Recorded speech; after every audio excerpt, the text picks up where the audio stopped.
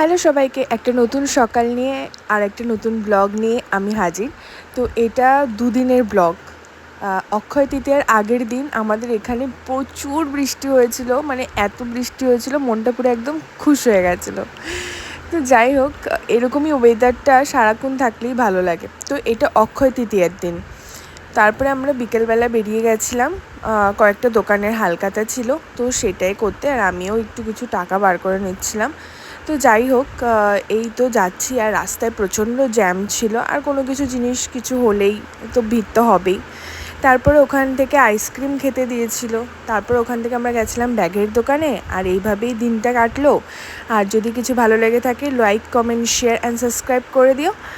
আর এই তো গাছ কিনে, গাছগুলো এত সুন্দর ছিল কি বলবো, বিরিয়ানি নিয়ে হাজির বাড়িতে। তো যাই হোক, ভিডিওটা ভালো লাগলে লাইক করে